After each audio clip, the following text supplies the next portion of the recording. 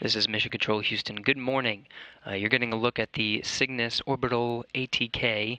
Orbital ATK Cygnus on its 9th contracted cargo mission to the International Space Station, now approaching the orbiting complex just about 2,000 meters away. Good morning. Today is May 24th, 2018. We're live here inside the International Space Station Flight Control Room. Sitting next to me is Chad Davis from Orbital ATK. He's the mission lead here in Houston. Chad, thank you for joining me. He's going to be joining me for the remainder of today's broadcast, talking about the Cygnus vehicle itself. But here today in the room behind me are the Orbit 1 team leading the operations today. Flight director for today's operations is Judd Freeling, sitting there in the center of your screen, red tie. Next to him, Cindy Kester, who's the Capcom for today's operations, will be communicating to the crew on the International Space Station. Visiting Vehicle Officer Mark Anderson is here in Mission Control Houston, speaking with NASA officials in Virginia, relaying vehicle status and updates to the flight director here in Mission Control Houston. Of course, over in Dulles is Orbital ATK Flight Control Team Operations in Dulles, Virginia, led by Mission Director Tony Foti. Sorry for the trouble. I totally misunderstood the steps and I accidentally turned off the system, but now it's back on. Copy that. There's no problem. We see good telemetry now. Thanks for fixing it. You're hearing the voice of Norishige Kanai aboard the International Space Station right now. Of course, in the cupola workstation are two NASA astronauts that are at the controls of the station's robotic arm. Lead robotic arm operator for today is NASA astronaut Scott Tingle, assisted by Ricky Arnold. The other in the cupola workstation, of course, Norishige Kanai is at a station called the Cuckoo, which is a communications unit that provides telemetry data as Cygnus approaches the International Space Station.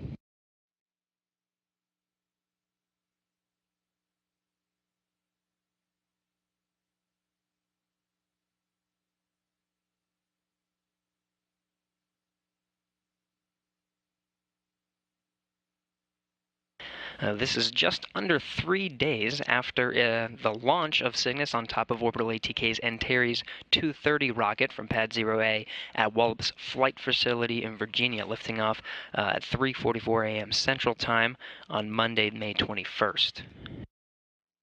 In orbit, solar arrays were deployed, and off it went. Now it's on rendezvous course just under 3 days later, carrying about 7,400 pounds of food, supplies, and experiments to the International Space Station. Today we're looking at a capture time at 4:20 a.m. Central Time. We are manning the cupola and ready to go when you guys are.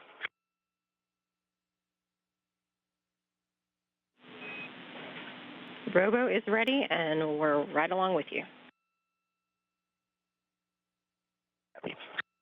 Of course, plenty of science experiments that we'll explain along the way. 7,400 pounds of supplies on board Cygnus, many of experiments on board that we'll cover as Cygnus approaches closer and closer to the International Space Station.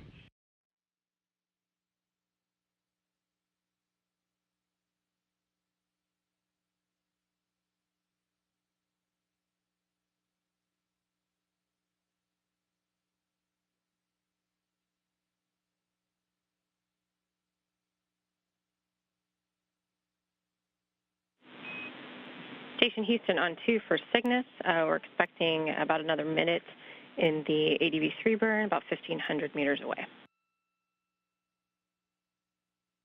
Okay, copy that. Thank you.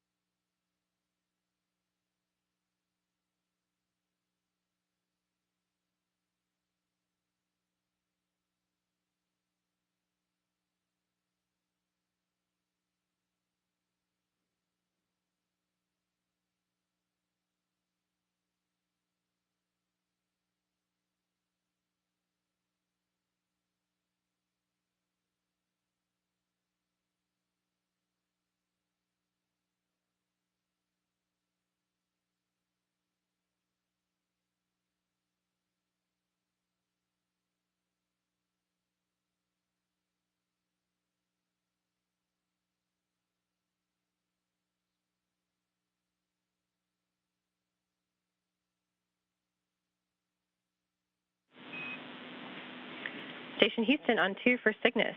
ADB-3 approach initiation burn is complete.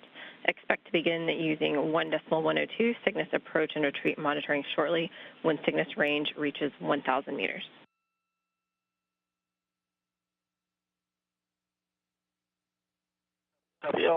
Cindy, thank you.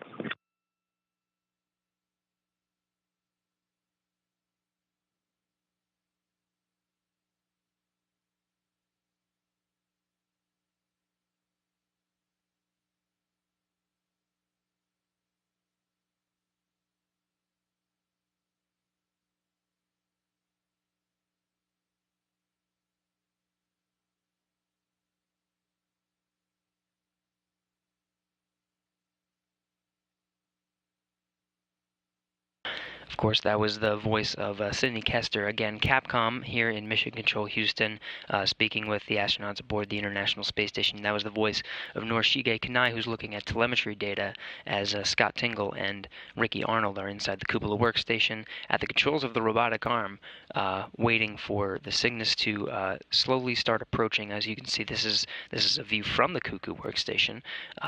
There's a number at the bottom, sort of right of that telemetry data, primary range of Cygnus to the International Space Station. You can see closing in, just about to pass 1,300 meters, slowly approaching a range of 1,000.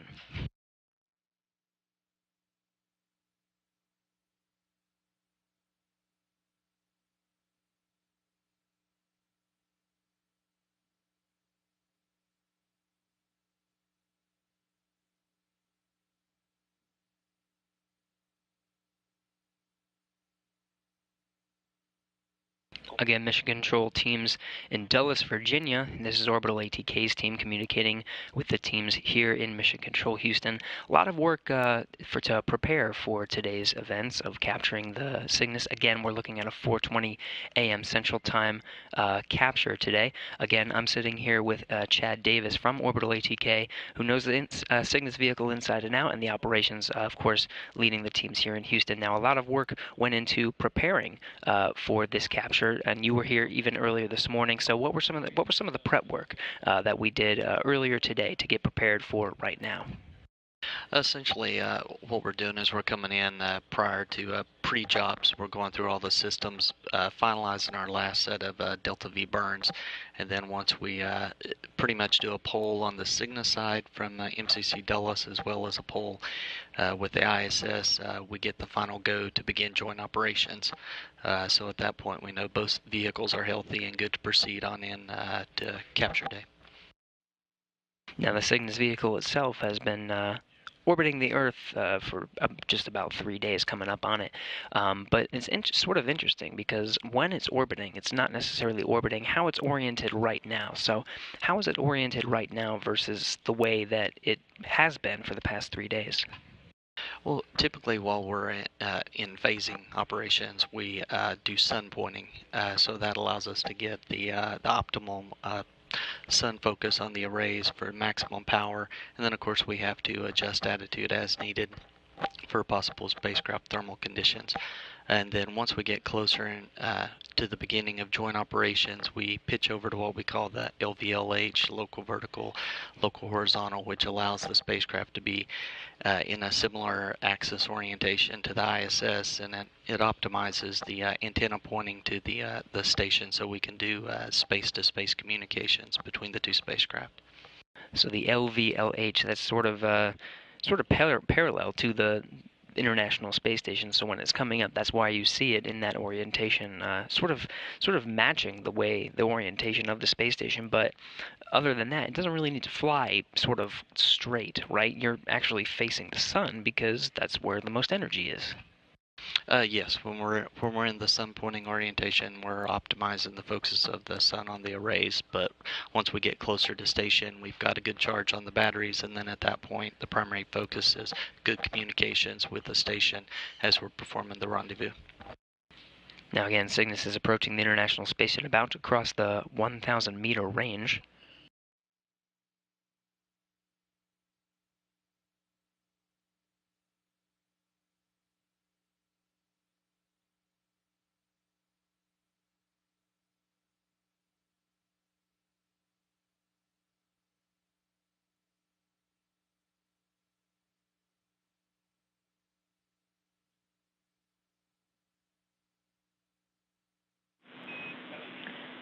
Station Houston on 2 for Scott and Cygnus. The range is 1,000 meters. Monitor long-range approach per step 1 in 1.102 Cygnus approach and retreat monitoring.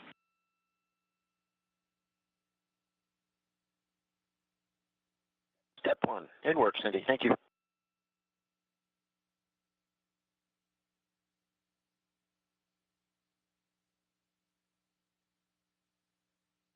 Now, of course, that was confirmation from, again, Sidney Kester, Capcom, sitting there communicating with the crew on board the International Space Station, relaying a successful ADV-3 burn. Again, there's a series of burns, basically firing the engines to get the Cygnus closer and closer as the teams continue to monitor the health and status of Cygnus and the International Space Station upon its approach. Now, ADV-3 is a significant milestone, so, Chad, ADV-3, what's important about this particular burn? Essentially, with ADV-3, we're transitioning from about 1.4 kilometers, and it puts the spacecraft on the glide slope, for lack of a better term, to come up the R-bar, which is our primary glide path coming into the ISS for the rendezvous side. So without the ADV-3 burn, we're going to continue right on by the station, and it's a critical burn in the whole phase as we step our way up. So it's always good whenever we have a good ADV-3 burn, and everyone's happy with the current trajectory going in from that point forward. We're watching it as well, and we concur. Outstanding.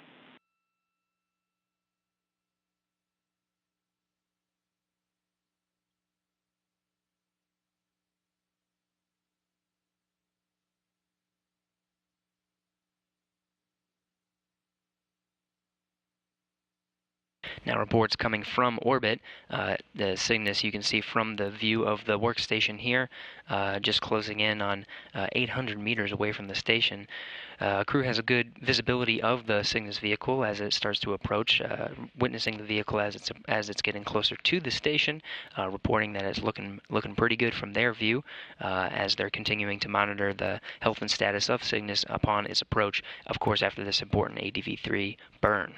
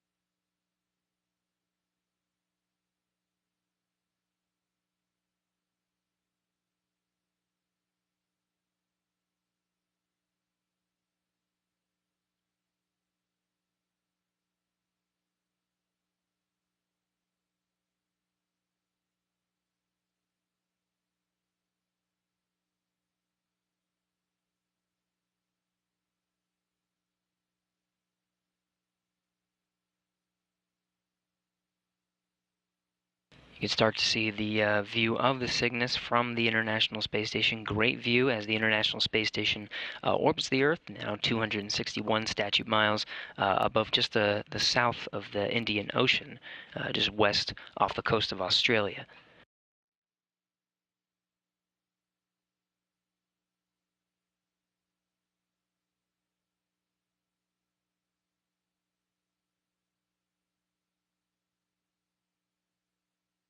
There's a few more burns scheduled before the range of the Cygnus is just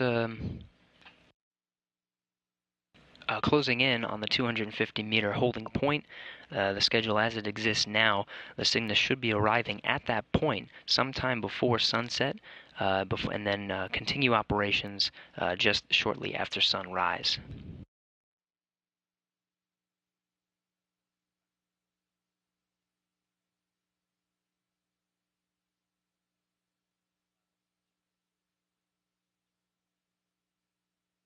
Now, throughout today's broadcast, we'll be handing over communication from our tracking and data relay satellites that provide video and audio communication to and from the International Space Station. Now, just in a short handover of that video communication now. Again, we're approaching the 250-meter holding point. This is one of the many milestones to get the Cygnus to its eventual capture point, just about the order of 10 meters away from the station. That allows the robotic arm to actually reach out and grab it. Now, 250 is a milestone, and Chad, for what reason? Essentially, once we get to the 250 hold point, we transition from our GPS navigation, which was from vehicle to station, over to our LiDAR system, which allows us to track using Laser Ranger as we continue in from the 250 on up to the 30-meter hold point, and then on into the 11 to 12 meters out for the capture point. And we're almost at about 250 meters to go to get to that point. Of course, we're still about just under 550 meters away from the space station at a range just under 1 meter per second. Again, just about 3/4 of a meter per second on its way to the International Space Station. Slightly slower from its original course shortly after the burn, just earlier at the beginning of today's broadcast.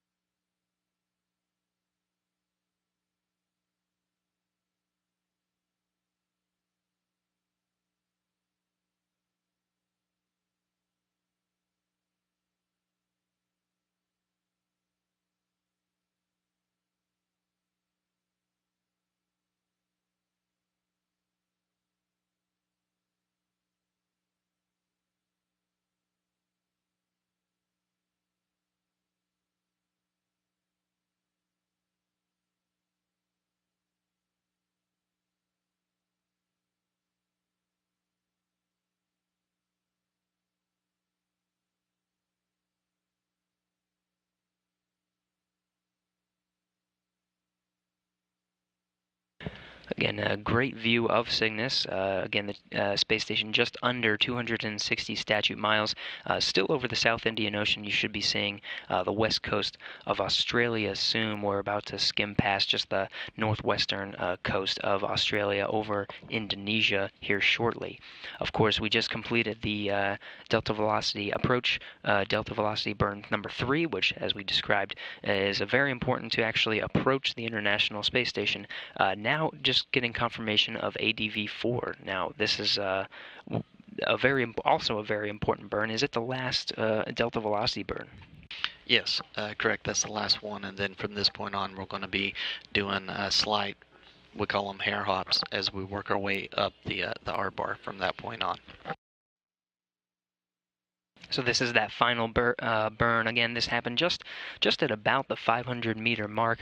Now we're at 440 meters away from the space station and closing. The next milestone of Ken will be a range of 300 meters, crossing that point to approach that 250-meter holding point.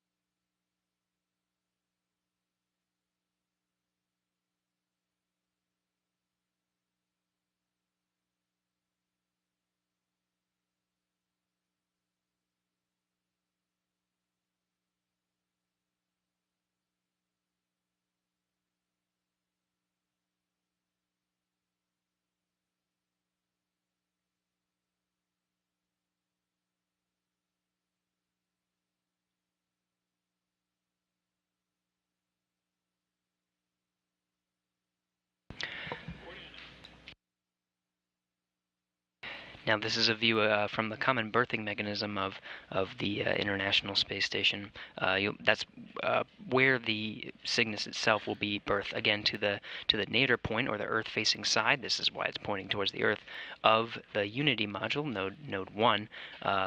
Again, the Cygnus is currently just under 260 statute miles, 256 now statute miles above the Earth, just over the west coast of Australia.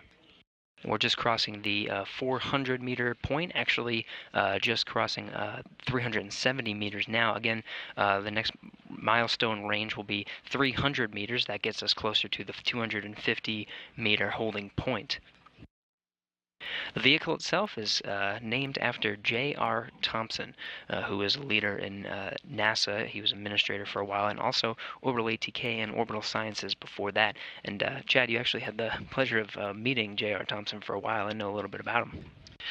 Yeah, whenever I was working on the Orion launch abort system, I had JR come and visit our low bay area where we were assembling a inert launch abort system for some acoustic testing, and then preparing the hardware for shipping to White Sands for the pad abort test. And he showed up bright and early one morning and introduced himself, and came out and just liked to see the hardware and see all the stuff that we were doing to put Orbital on the map with human spaceflight with the supporting the Orion program.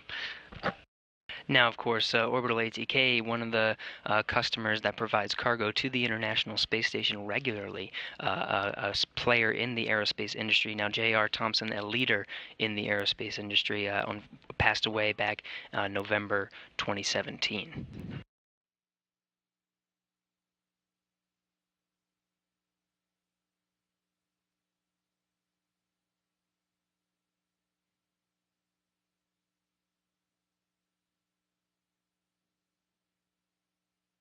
Now just crossing 350 meters, actually closer to 340, and closing on that 300-meter range, again to the 250-meter holding point. Again, lots of science on board, 7,400 pounds of science and supplies aboard the cargo craft. Many unique experiments as well. One of the ones that I would like to highlight is the Cold Atom Laboratory. This is an interesting facility that will make use of the space station's unique microgravity environment to observe phenomena that would otherwise be undetectable on Earth. Now, the Cold Atom Laboratory studies ultra-cold quantum gases. Scientists use the facility to explore how atoms interact when they have almost no motion, getting really close to absolute zero, due to such cold temperatures. Now, the microgravity environment of the station, matter can stay in a condensate form longer than on Earth, giving researchers the unique opportunity to observe these phenomena. We can call this the coolest experiment on the International Space Station.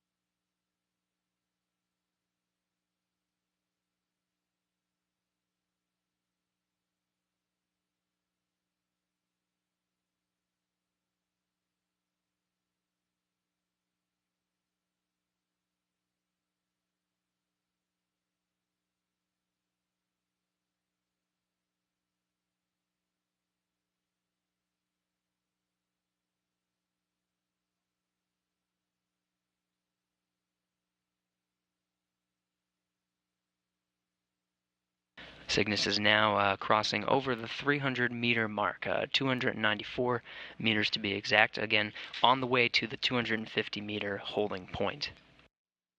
That's the next milestone. Again, 7,400 pounds of supplies and experiments waiting on board for the astronauts to actually ingress, planned for later today, but capture again at 4:20 a.m. Central Time.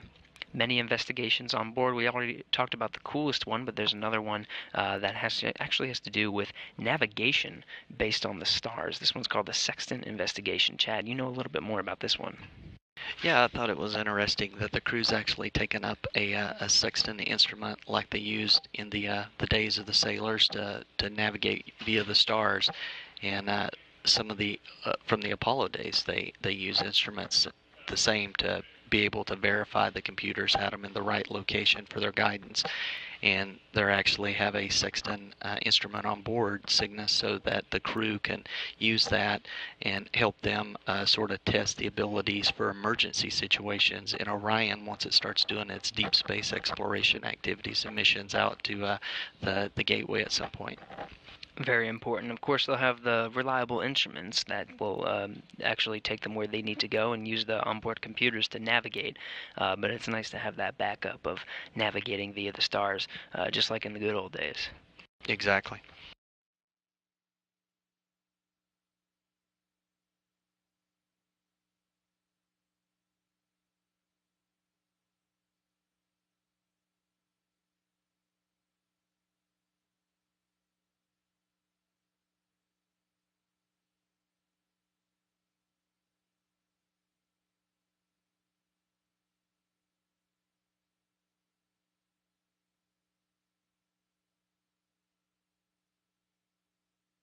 Now, again, a lot of the milestones already completed. We've crossed 1,000 meters and done the delta velocity 4 burn, which is the last delta velocity board.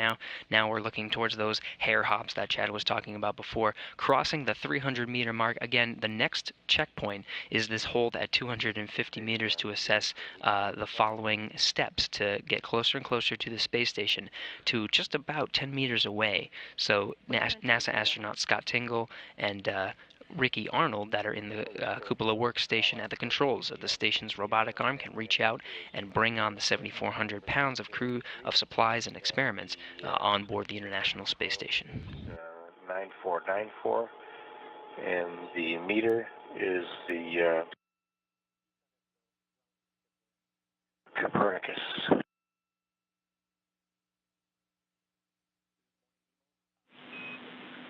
Those are all good numbers. Thanks, Drew.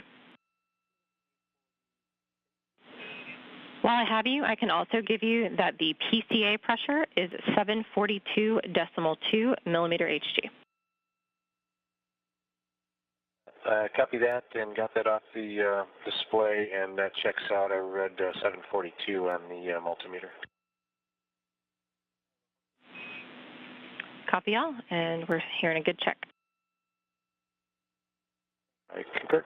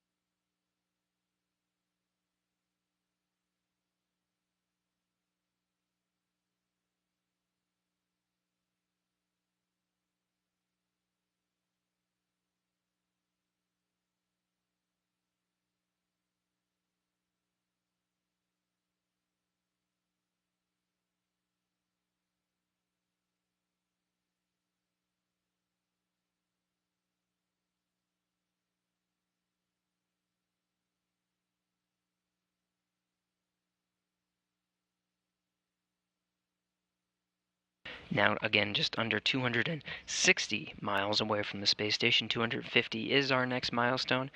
That's the point where the Cygnus will hold for a bit as teams here in Mission Control Houston and in Dulles, Virginia, the Orbital ATK flight control teams assess the vehicle and move on to the next step. After 200 meters, they'll be go for departure and go to the next hold point, which is just 30 meters away from the space station.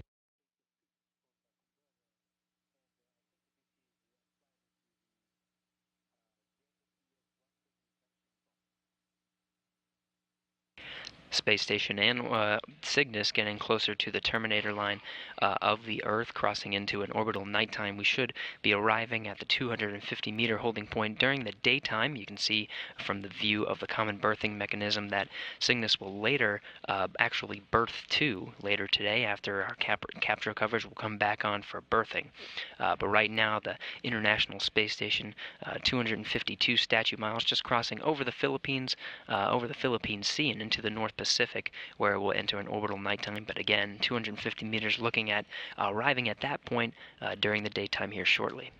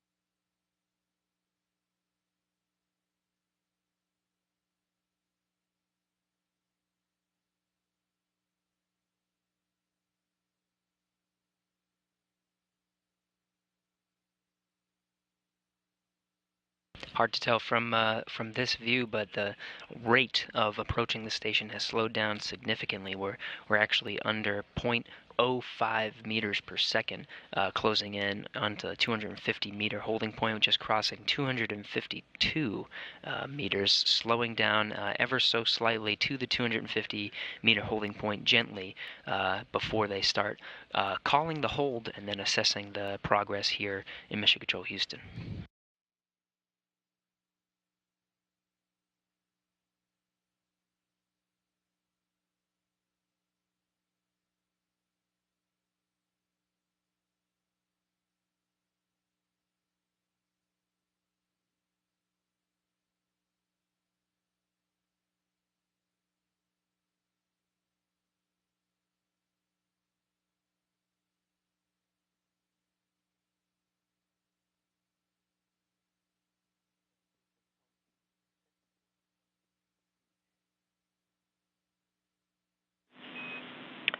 Station Houston on 2 for Scott and Cygnus.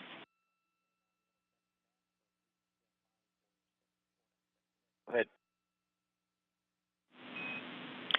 Cygnus has arrived at the 250-meter hold point. Stand by for Cygnus transition to LiDAR navigation before performing step 2 of 1.102.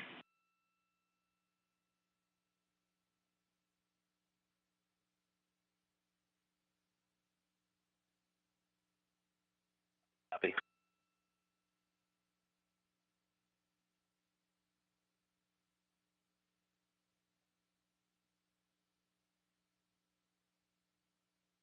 Now you heard confirmation from here in Mission Control Houston. That was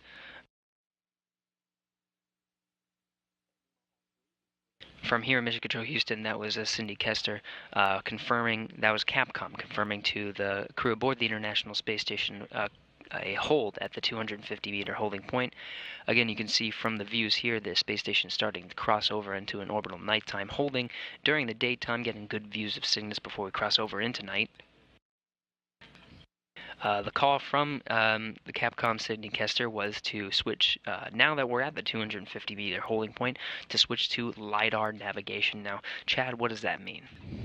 Essentially, we've been coming in using our GPS navigation up to this point, and at the 250-meter hold point, we go ahead and transition over to our LiDAR as our primary sensor.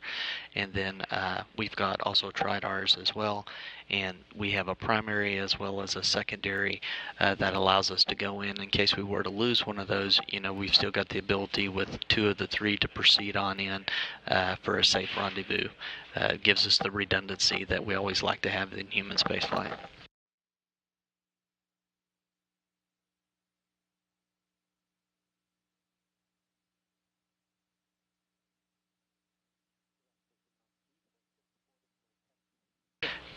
I was going to say, and then for the LiDAR itself, you know, it's essentially a laser range rate that we're using from the spacecraft on up to the ISS. It's given us measurements as we go versus with our GPS, you know, we're using between the 2 GPS sensors between the 2 spacecraft, getting our range and range rates.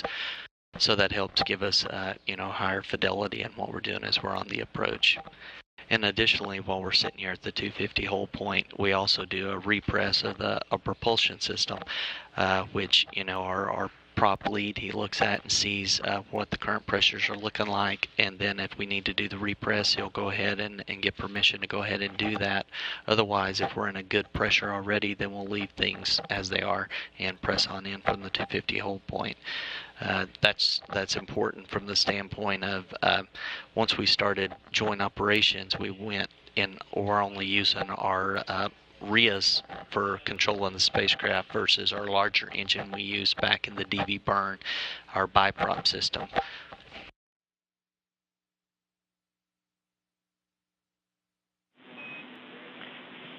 Station Houston on 2, Cygnus has transitioned to LiDAR for navigation. Confirm Cygnus 250-meter hold per step 2 in 1.102.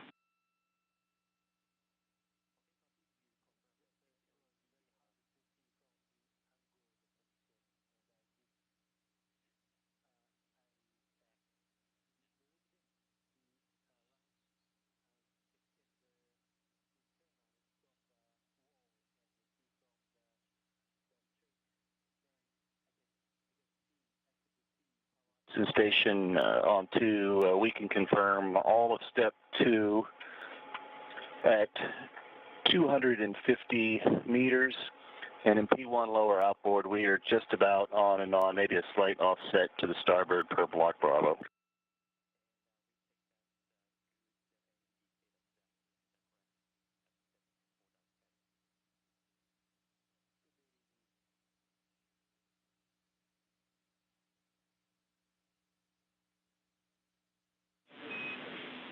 Houston copies. We like that report. If you have a status on the CP3 camera, we'll take it.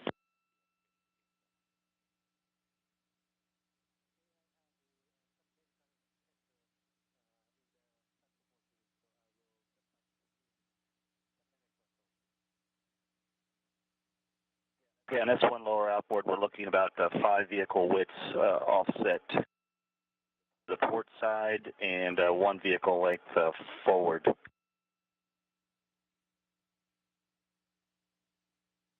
outline is in the circle. Houston copies. That's expected for now.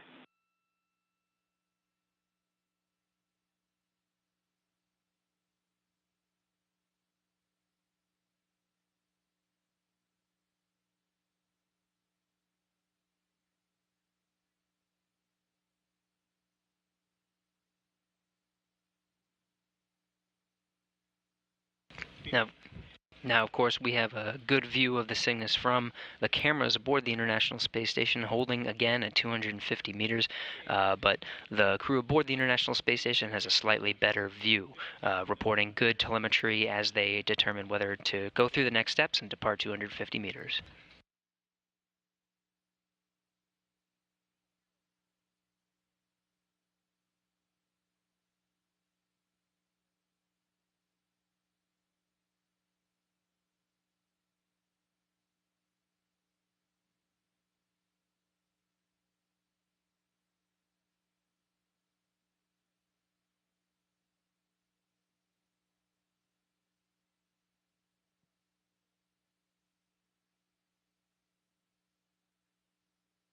You're seeing a view again from the space station, 252 statute miles now over the North Pacific Ocean, crossing over the Terminator line. That's why you see the blackness. That's actually the Earth behind Cygnus. Cygnus still illuminated from the sun, as it's only 250 meters away from the space station, currently orbiting at 250 statute miles away.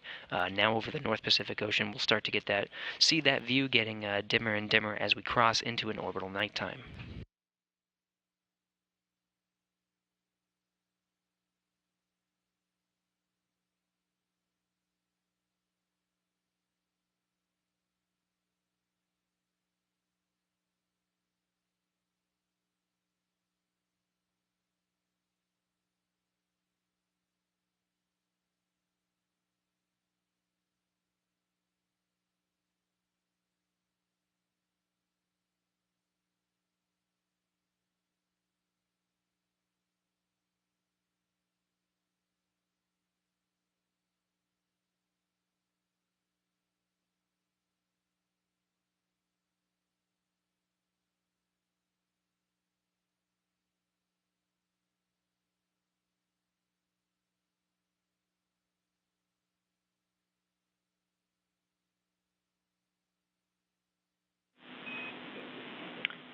Station Houston on 2, Cygnus and ISS are configured for approach inside the keep-out sphere.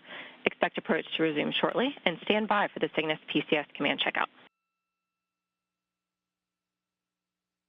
Station copies.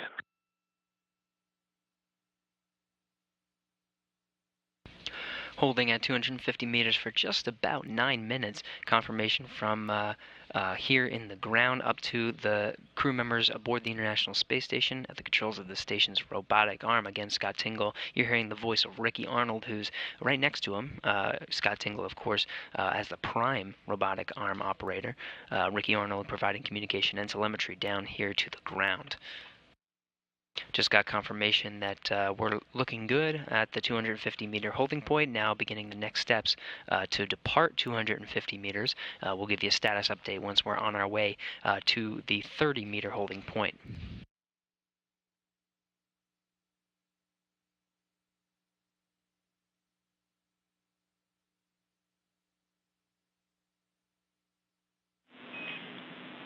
Station Houston on 2, Cygnus has resumed approach. Go for Cygnus PCS command checkout. Hold arm per step 3 in 1.102.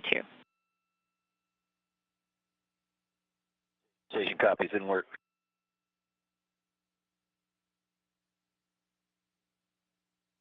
And just as we're about to cross into an orbital nighttime and the views from Cygnus start to get slightly dimmer, we are departing the 250-meter holding point, now actually just under 240 meters and closing at a rate of about 0.3 meters per second.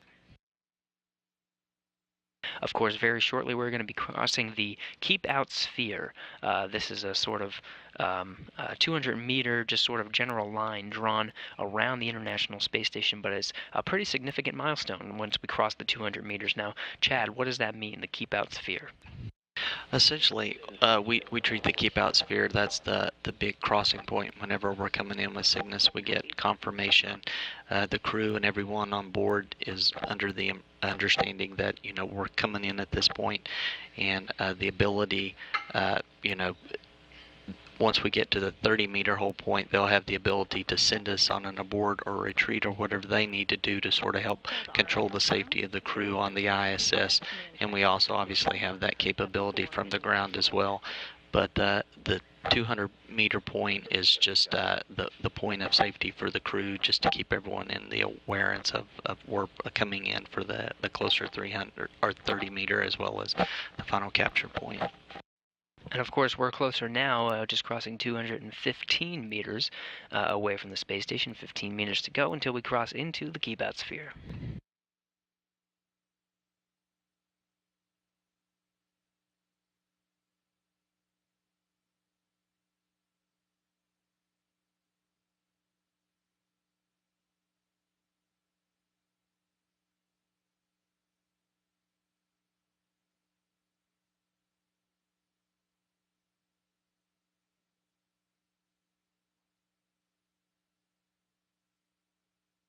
Houston Station, hold command is disarmed.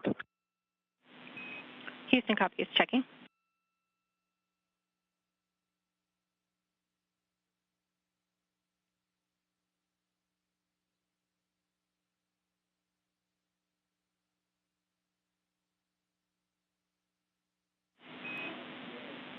Cygnus PCS command checkout was successful. Begin monitoring approach from 250 meters per step 5 in 1.102.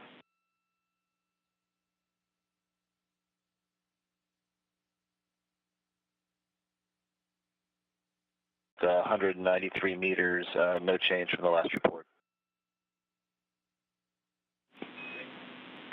Houston copies, 193 meters and no change from the last report. Thanks.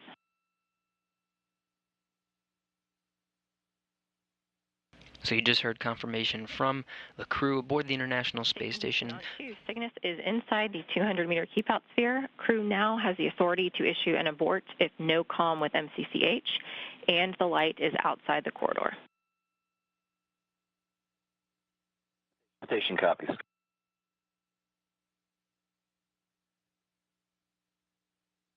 Again, we are inside the keep-out sphere now, 183 meters and closing into the International Space Station. Now we're close enough. And for protocol, the space station crew has again a better view of the Cygnus. We're getting a view from inside the space station, looking at the Cuckoo workstation. 80 meters, block Bravo, no change. Houston, copy. Now, within the keep-out sphere, the crew has the ability to issue an abort, because besides the communication and telemetry they're getting from this screen, they're also looking at the window of the cupola itself, the bay window that's facing downwards on the Earth, and they have a great view of the Cygnus and the robotic arm, as well as the controls, in order to capture the vehicle once it arrives at the capture point just 10 meters away from the space station.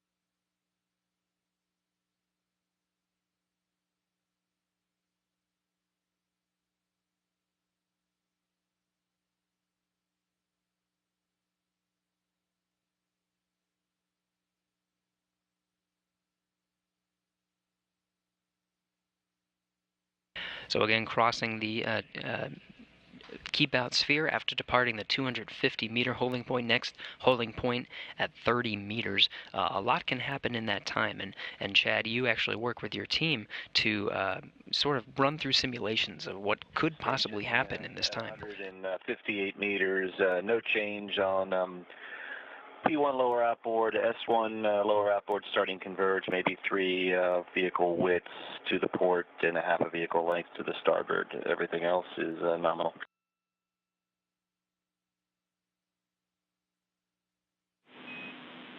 Houston copies. We're expecting the trend to continue.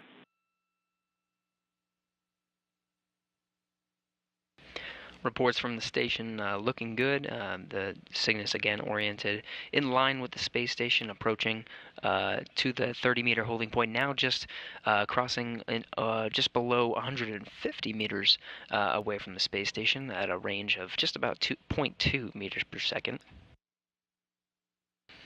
Again, flight control teams here are experts in its approach, going from the 250-meter holding point to the 30-meter. Chad Davis sitting next to me being one of them. Now, you run through simulations and look at possible scenarios in which things can happen, and what are some of the things you're training for in this scenario between 250 meters and 30?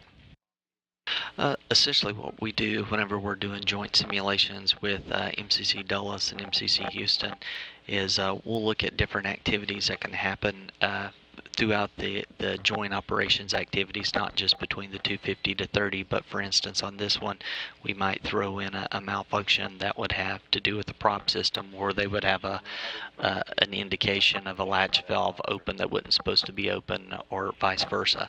So that forces multiple groups within the team to look at their systems, and it also forces the mission director as well as the flight director to basically manage their teams on how they want to work that particular situation and resolve it, take it to a resolution. So for this instance, if we were to have a latch valve issue, then of course they would go ahead and stop the ascent coming in potentially, or take it up to the 30 and hold there. But it's always good from our training team perspective to see the dynamics of the team work together and work through whatever the malfunction or problem is that we throw their way. Good to know that the teams behind the Cygnus vehicle itself and the operations, just as we're doing now between 250 and 30 meters, to know that scenarios have been thought of, and you guys are experts in its approach now. Everything right now, of course, looking perfectly nominal as we're getting closer to the 30-meter holding point.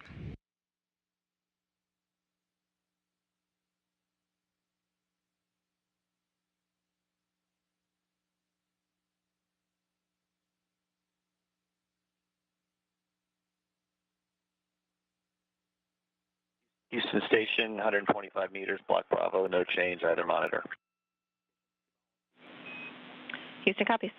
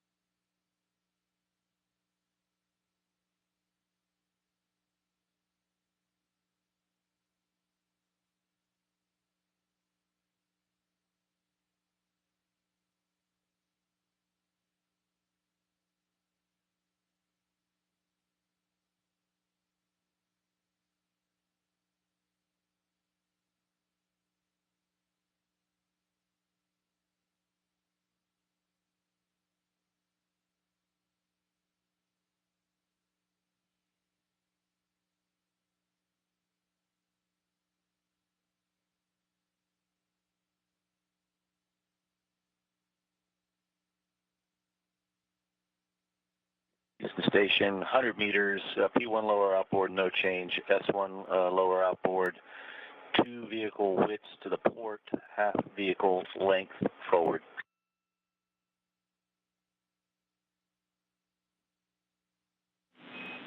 Houston copies all.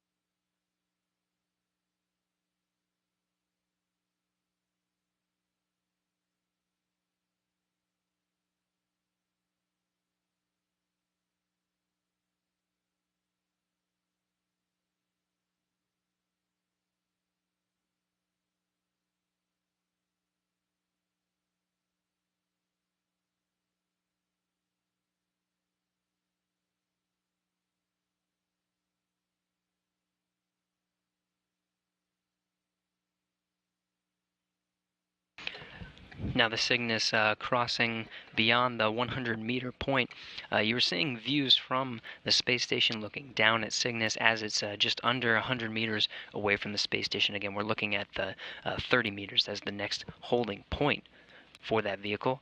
In the meantime, we're handing over video communications back here in the room, just monitoring Cygnus's progress towards that 30-meter holding point.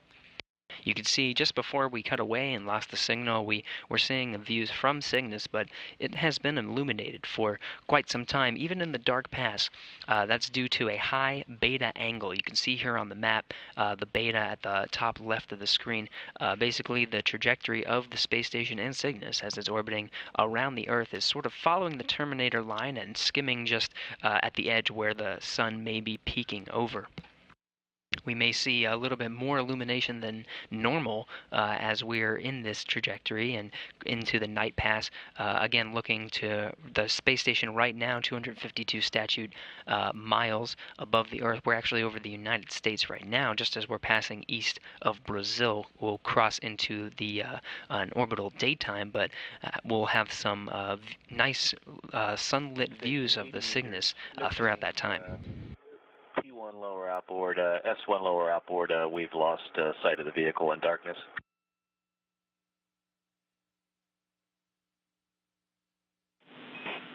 Houston copies. All looks nominal out the window. Houston copies, all nominal out the window. Of course, the crew reporting loss of sight of the vehicle. You can see from the space station's camera just a little bit of glimmer off the side there, and the LEDs shining from the Cygnus vehicle. Again, into an orbital nighttime, we'll still have dim views of the Cygnus, but maybe a little bit more light than usual. Cygnus vehicle now less than 75 meters away from the space station.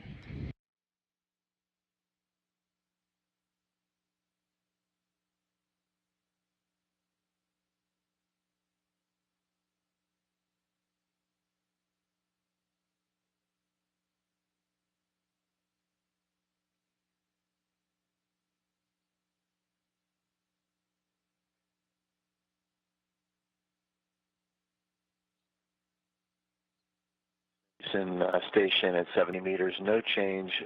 P1 lower outboard, S1 lower outboard, we opened up the iris a bit and it's converging. Looks like it's offset about a half a vehicle width to the port.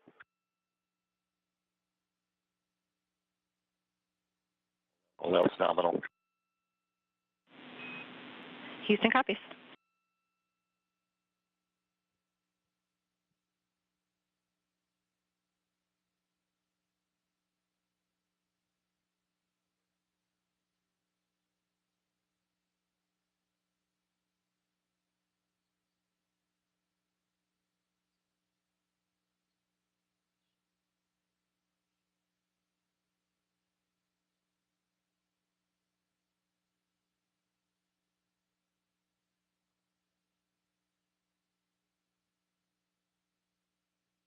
Now the crew aboard the space station, again, looking through the windows of the cupola. They have a pretty good view, but the camera exposure not picking up, the camera that's collecting telemetry as Cygnus is approaching, just needed to open up the iris a bit. You can see reporting just a little bit off from the shape of the vehicle. You can see there off to the right, telemetry just a little bit off, but this is perfectly nominal upon the approach, and you can see Cygnus just about to cross over into 60 meters away from the space station. Again, 30-meter holding point is our goal. Now the shape is sort of rectangular, maybe sort of a tin can shape of the Cygnus vehicle. Now, is there a reason for that, Chad? Well, essentially what you can see is the Cygnus is made up of two elements. The first being the tin can you referred to as our pressurized cargo module, and that's where all the payloads that we're bringing up to the ISS is stored inside in a controlled environment. And then, of course, you have the second element, which is the service module, and that's primarily the brains of the spacecraft. It's got all the major subsystems, from the propulsion, the electronics, the avionics systems, the GNC, the flight computers, all the brains that make Cygnus fly the way it flies. And then, as well as the prop system is distributed between the service module, and it has some of the RIA attitude control motors on the PCM as well, just for control of the pitch, yaw, and roll of the spacecraft. But again, it's two primary elements that make it up, and as it gets a little closer, we'll be able to see those a lot more clearly. A little bit hard to see from this angle, but just sort of behind the vehicle, that's where the service module is, the one you're talking about, or the service component with all the sort of brains, as you said, of the vehicle. But there's also solar arrays that are sticking out the edge, sort of perpendicular, I guess, or to the view that we're seeing. So they're a little bit flat, but those solar arrays are a bit interesting as well. Correct. Those are our Ultraflex solar arrays that we started flying since the OA-4 mission, and we switched from the rectangular ones that you saw on the earlier vehicles to help get a little bit of a mass savings, and they provide pretty much the same amount of power, but it saves us mass on the spacecraft, which means more cargo we can deliver for our customer NASA. The more cargo, the better. Again, 7,400 pounds of cargo aboard, including science experiments, as we talked about before. Right over St. Petersburg, on and on P1 lower outboard. S1 lower outboard continues to converge, half vehicle width offset to the port side. Houston copies all. We like that report.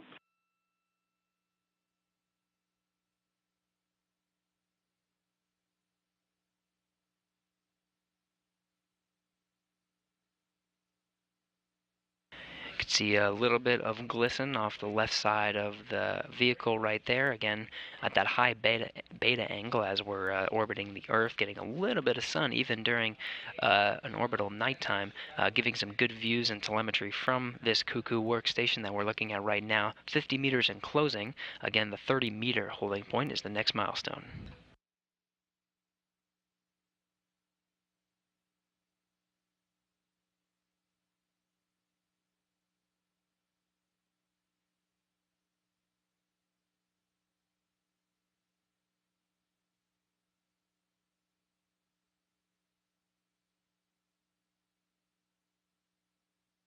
A little hard to see, but we're crossing over the last bit of the United States, just the southern tip of Florida, about to head over the Caribbean, over Cuba, and then over South America.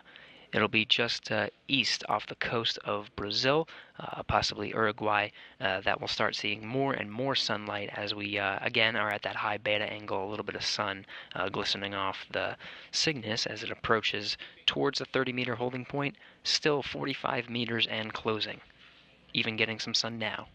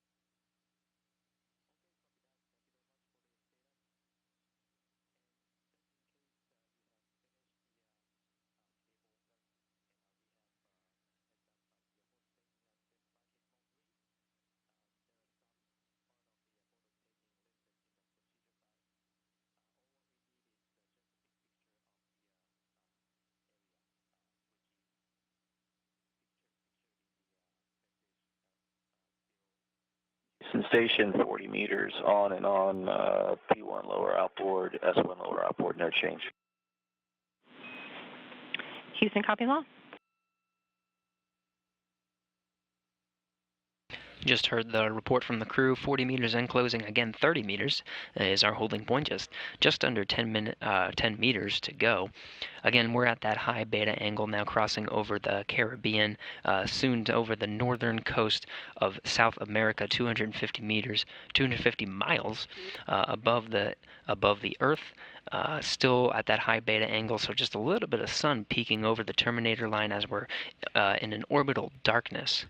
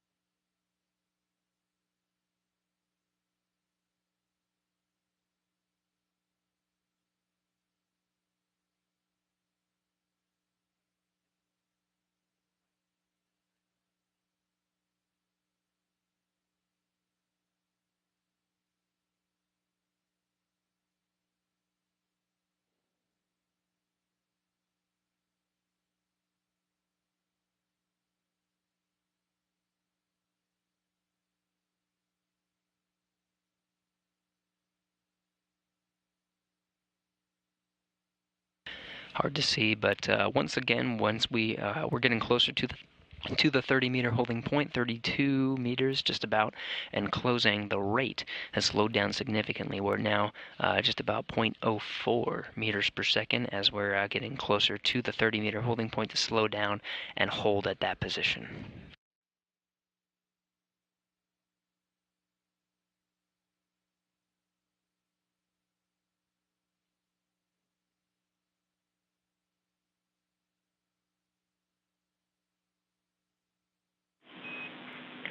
Station Houston on 2, confirm 30-meter hold and set up for capture per step 6 in 1.102.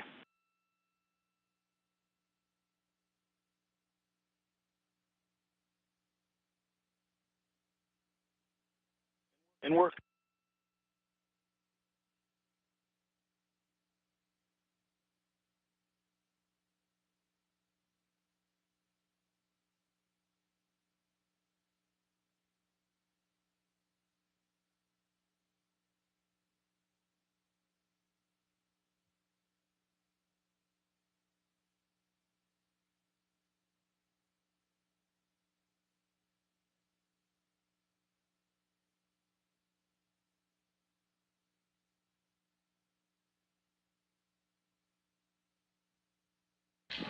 A great view of Cygnus holding at the 30-meter holding point. 9 meters.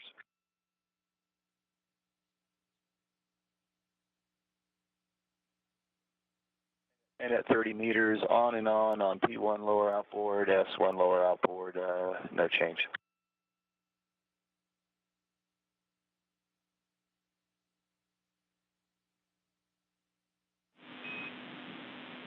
Houston copies. Understand the report, and we'll stand by for your readiness report.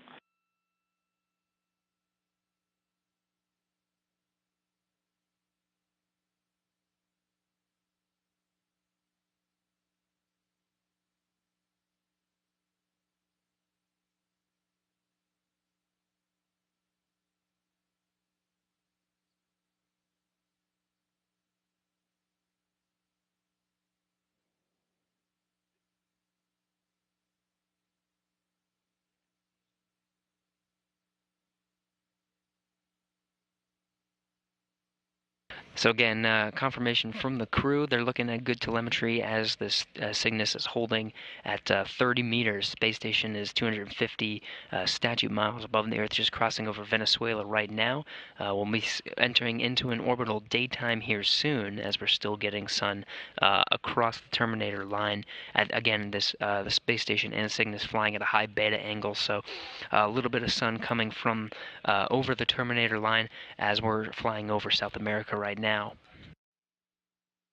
Ground teams will assess the vehicle health and status at the 30-meter holding point before departing to the capture point. That's just about an approximate 10 meters away from the station. So the crew members aboard, that's Scott Tingle as the prime robotics operator, assisted by Ricky Arnold. Again, Norishige Kanai looking at telemetry from the inside as well. Will be using the station's robotic arm to actually grapple the vehicle.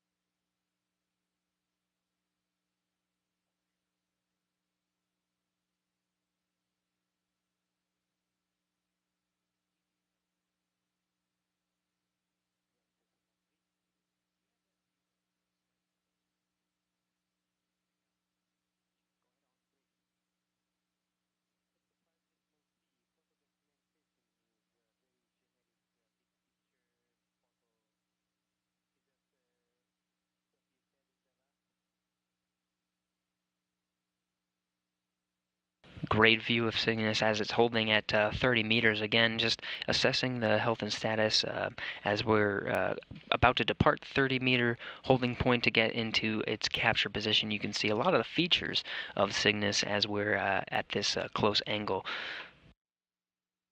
Chad, can you pick out some of the... It looks like was it a LiDAR component? Yeah, I was going to say, if you sort of look in the center back area there, the service module itself, you can see a couple of those smaller boxes are our LiDARs we're using as we're coming in. And a second ago, it looked like you could actually see the laser, the light, as part of the LiDAR system itself. It's taking its ranges firing toward the ISS.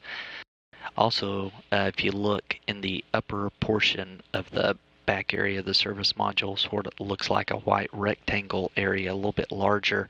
That's our nanoracks deployers. We're following the completion of the cargo resupply mission. We'll be departing the station and deploying some nanosats for our customers, and that's a deployer mechanism we have mounted externally to the service module.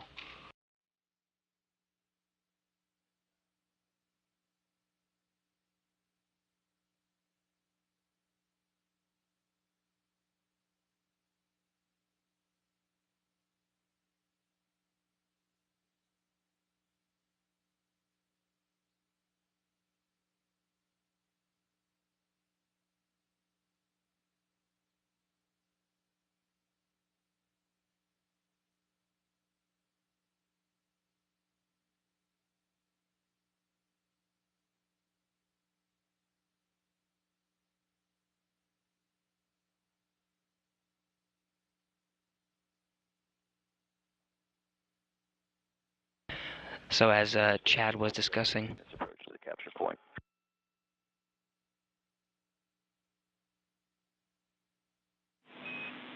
Houston copies.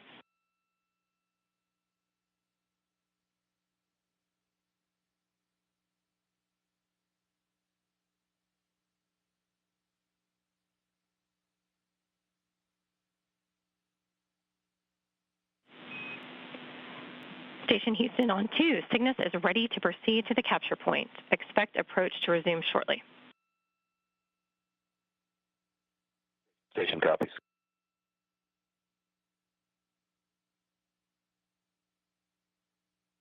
And at 30 meters, everything's looking good. So very shortly, Cygnus will depart that 30-meter holding point and get closer to the station. You can see the robotic arm is already in position to get ready to capture the vehicle as it gets into its capture position, just about 10 minutes away from the or 10 meters away from the station. It's hard to see now, but you can see the Cygnus has already begun that phase, departing the hold position and now beginning its final approach.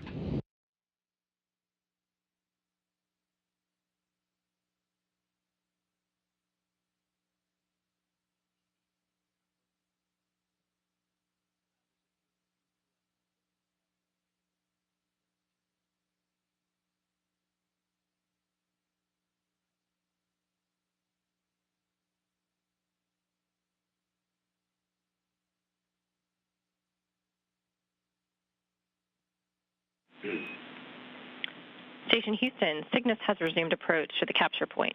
Monitor approach within 30 meters per step 7 in 1.102. The crew is primed to issue retreat if the primary range is less than 6 meters.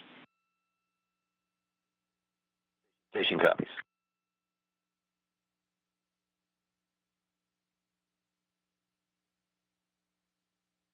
So you can see the telemetry from the Cuckoo workstation. Bravo, both cameras on and on. Houston copies, both on. Good report.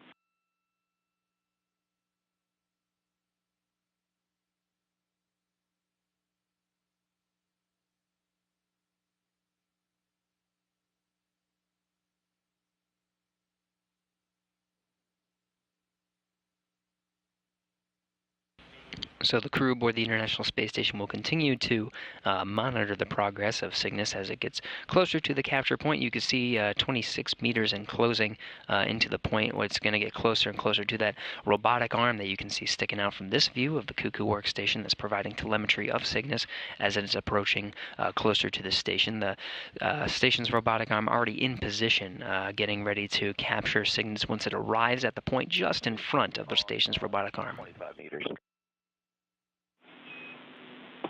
Houston copy is on at 25. Crew members aboard the station in the Cupola's workstation right now are getting a good view of Cygnus, just reporting progress from their view, making sure it matches with the views from here on the ground. You can see the space station and Cygnus flying near parallel to that terminator line. You can see just darkness above from this view and the light below. This is that high beta angle that we were discussing earlier that allowed the Cygnus to remain illuminated as it was still in an orbital daytime. You can see we're flying almost parallel to that line at this time. Great views of Cygnus as it's getting closer to the station.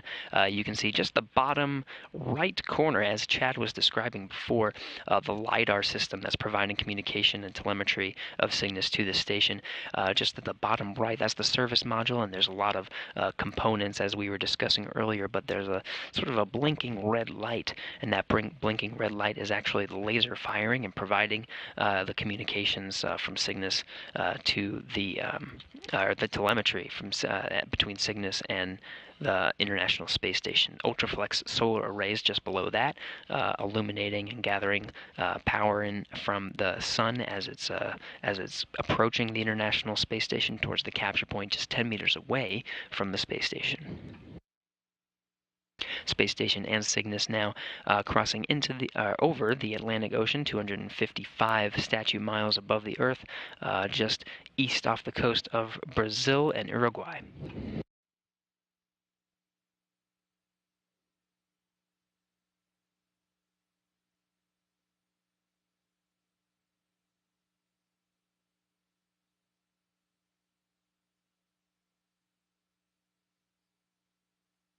Houston on and on at 20 meters. Houston copies, on at 20.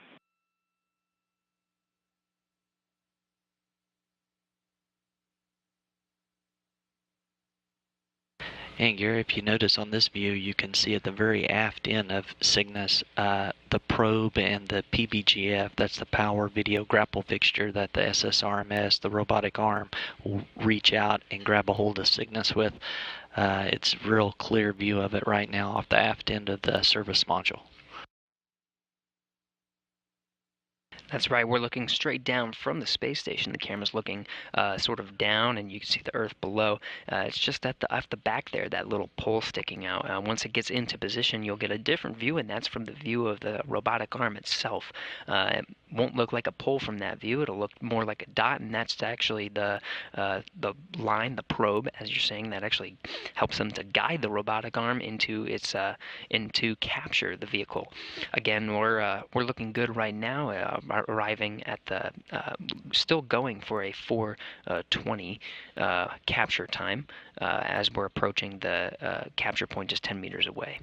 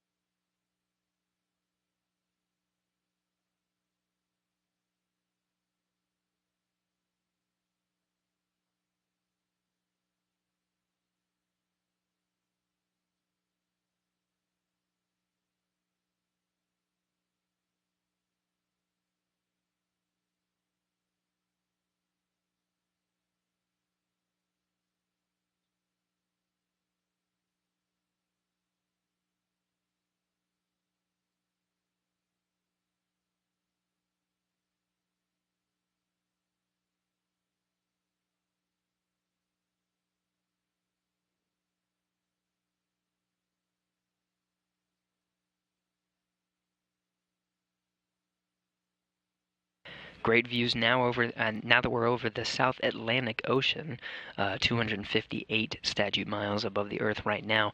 You can see this is the camera view from the station's robotic arm. As we were discussing before, we were getting some views right straight down onto the Cygnus. Now this is the view as the Cygnus is arriving at the capture point. The Cygnus itself is just about 15 meters away right now. Houston copies, on at 15. Crew reporting the same number, just about 15 meters away, as it continues to approach into its capture position.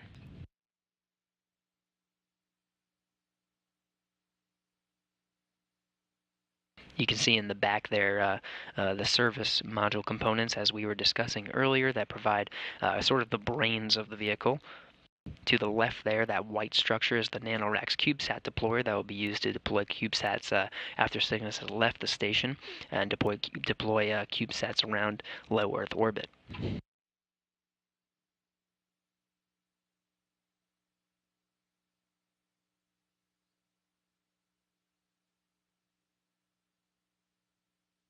Yeah, and there's a good view. You can see the actual LiDAR boxes right beside, to the right of the CubeSat deployer. It's a good view of those as vehicles approaching. Ultraflex solar arrays coming into view now. You can see on the left and right the gold structures.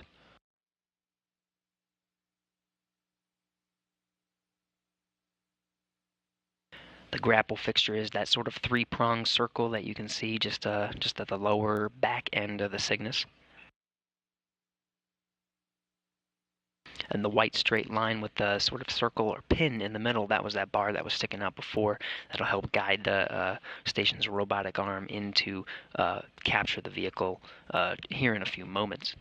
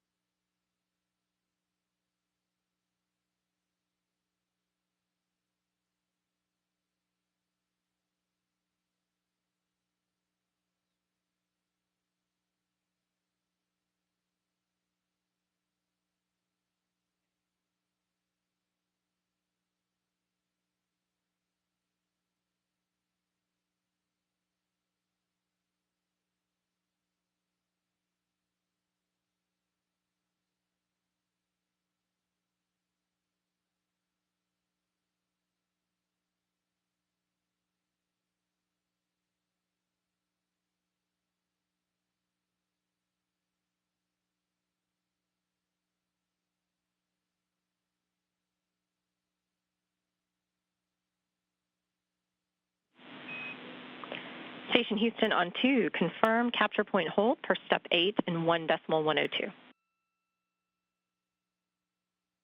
Good work.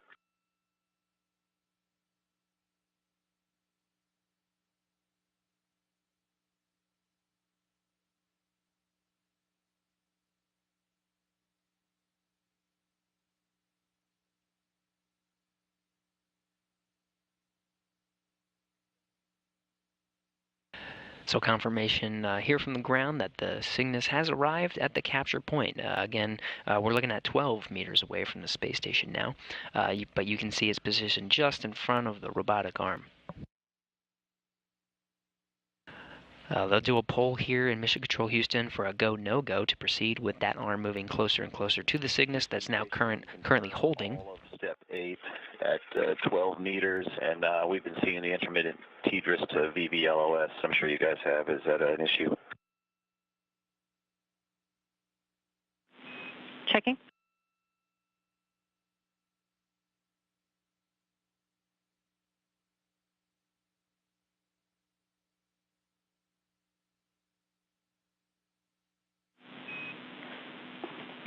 We copy, and no concern on TDRS to VVLOS. Copy that. Thank you. Crew is ready for Cygnus capture. Houston copy. Stand by for capture.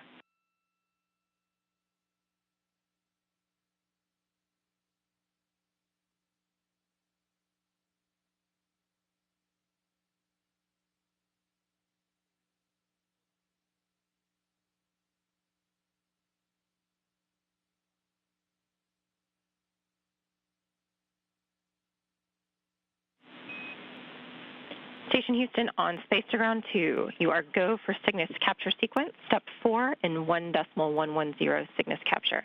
Begin monitoring the backaway cue card. Good work.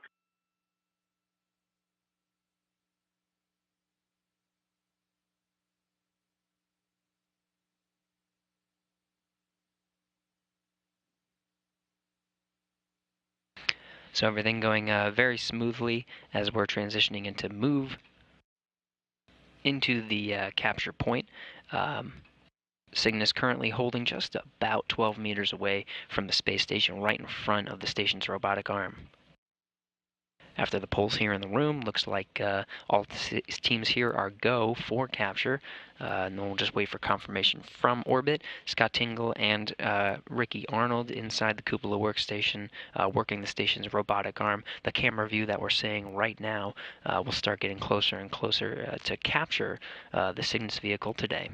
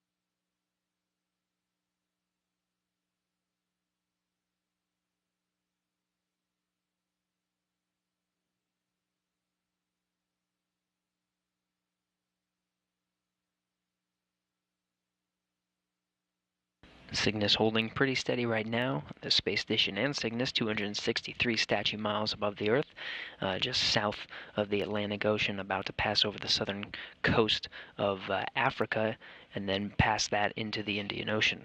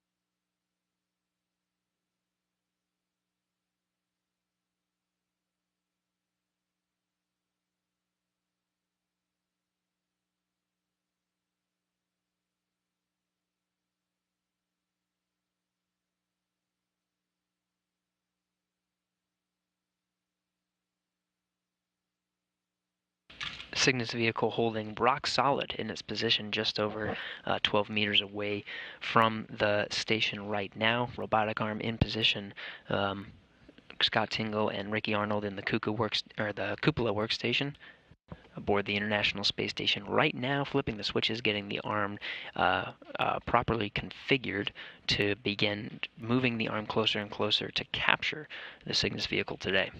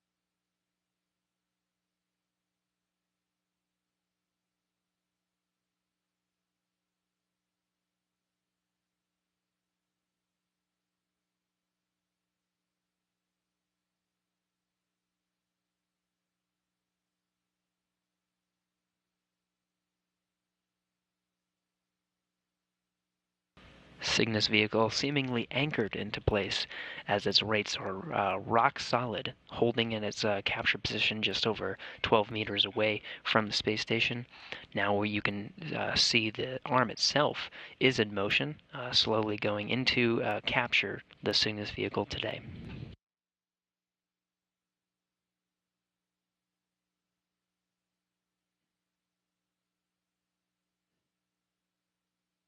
You'll hear a series of status updates and commands as we get closer to capture the vehicle today.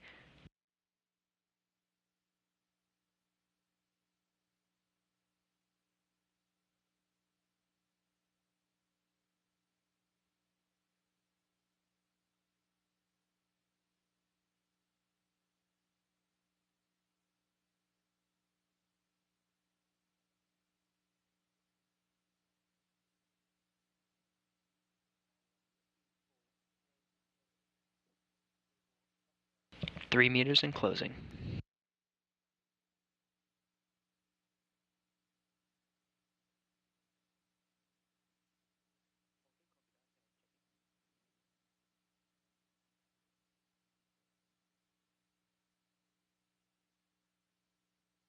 Free drift is executed on the vehicle.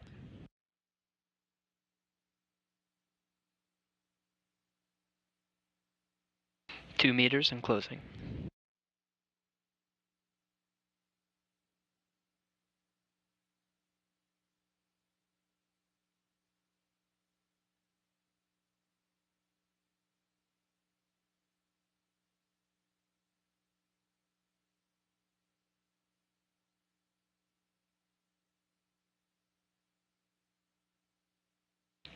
One meter left.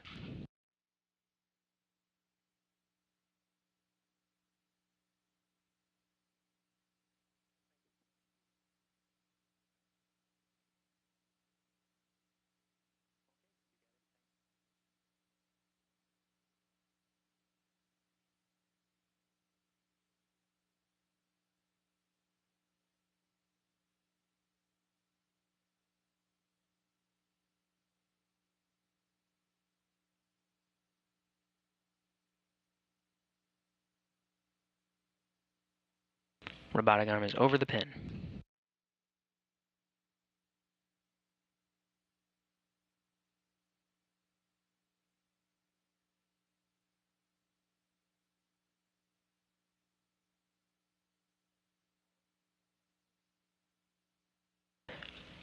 And with that, we have capture 4:26 a.m. Central Time as the station and Cygnus fly 264 statute miles over the southern Indian Ocean.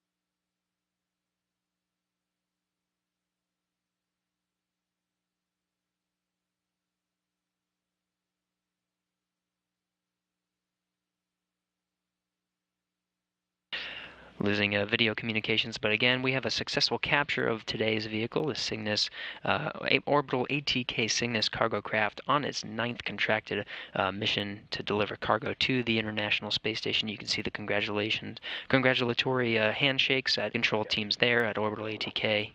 Capture reconfig. Orbital ATK. Capture reconfig.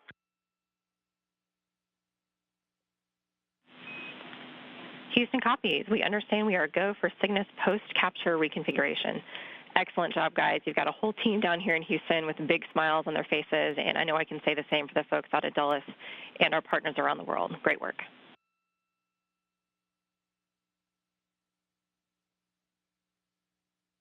Thank you. It was a beautiful day to grapple the spaceship. And special thanks to Justin and Tim Baranos, who put the Elvis robo training and motion into work to success. Thank you. Nice done. Houston copies. Justin just gave me a thumbs up, and we'll pass the word on to Tim.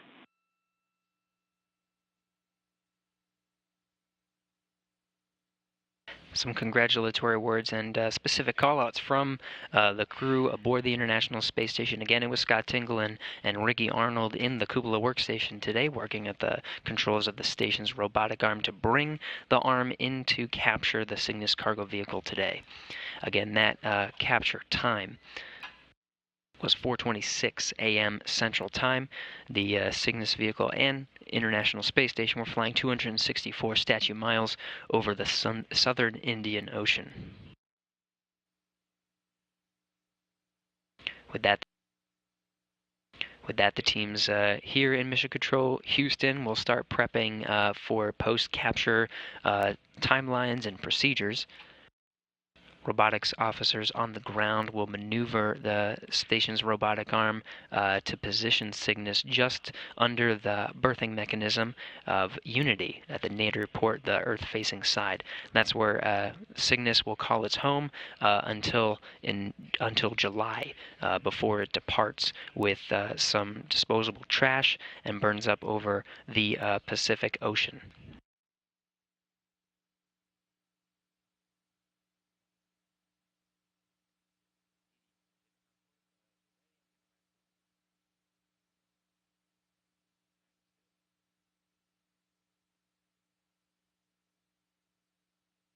So with that, we have, again, a successful capture of the Orbital ATK Cygnus cargo craft on its 9th contracted mission to deliver cargo to the International Space Station.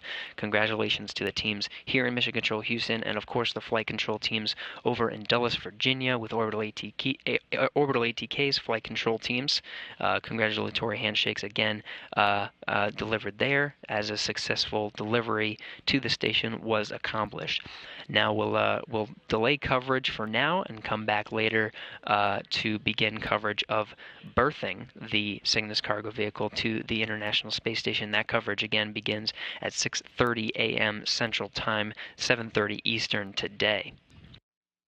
We're looking at a berthing shortly after that.